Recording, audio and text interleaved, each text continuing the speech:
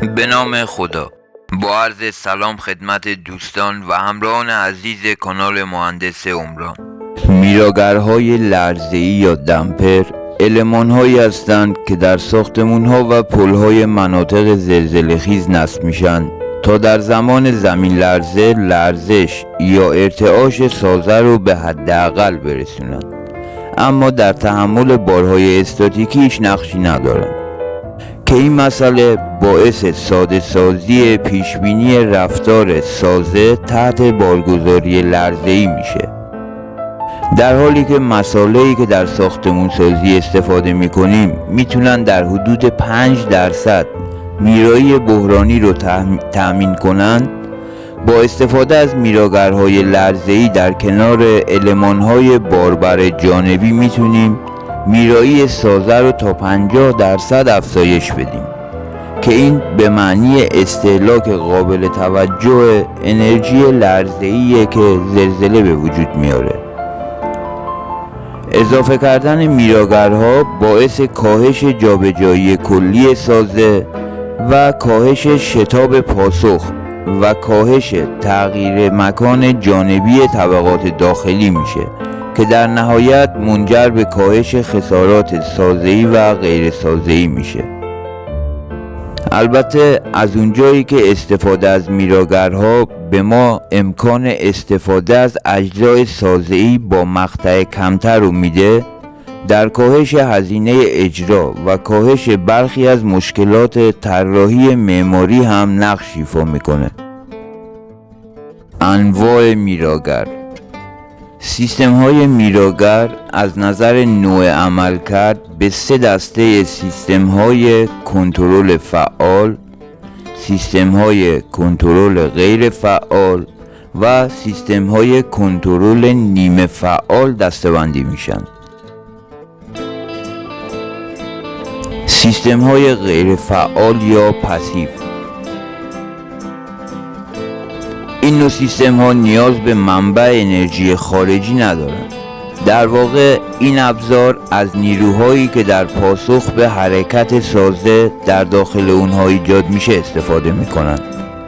در سیستم کنترل غیر فعال برخلاف سیستم فعال از منبع انرژی خارجی و سیستم های پردازش و اعمال نیرو برای تغییر مشخصات دینامیکی و مستهلک کردن انرژی وارد شده بر سازه استفاده نمیشه. به همین دلیل هزینه ساخت، نگهداری و استفاده از این سیستم ها بسیار کمتر از سیستم های فعاله و به تبع با استقبال بیشتری هم مواجه میشن.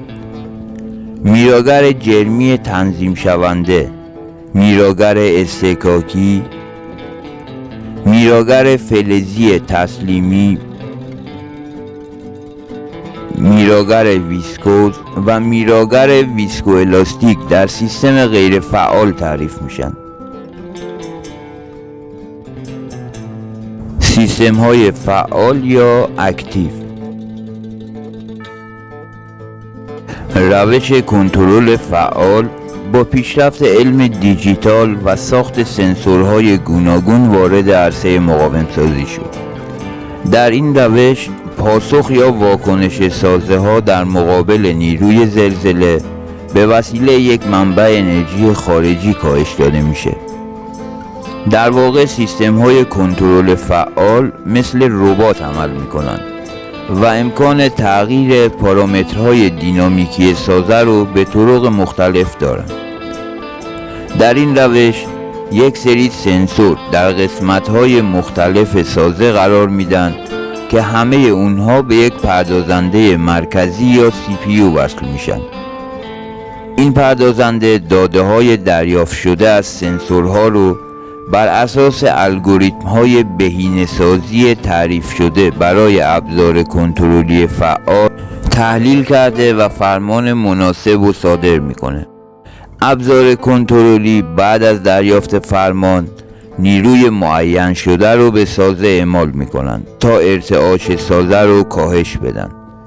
اما واقعیت اینه که تجربه استفاده از این ابزار در چند سازه آمریکایی و ژاپنی نشون داده که به خاطر تأخیر زمانی در اعمال نیرو از طرف سیستم، کاهش ارتعاش سازه به طور کامل و ایدئال هنوز ممکن نیست.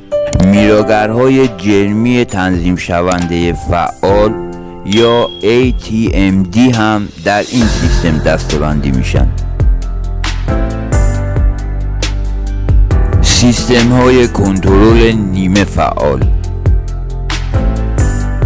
سیستم های نیمه فعال دستگاه های قابل کنترلی هستند که نسبت به سیستم های کنترل فعال به مراتب به انرژی کمتری نیاز دارند. در این روش انرژی به داخل سیستم تزریق نمیشه، بنابراین پایداری در تمام مراحل باقی میمونه. این سیستم هم مثل سیستم کنترل فعال دارای ابزار کنترلی و پردازنده یا CPU است و تقریباً مثل سیستم کنترل فعال عمل میکنه، با این تفاوت که نسبت به روش فعال به انرژی کمتری نیاز داره.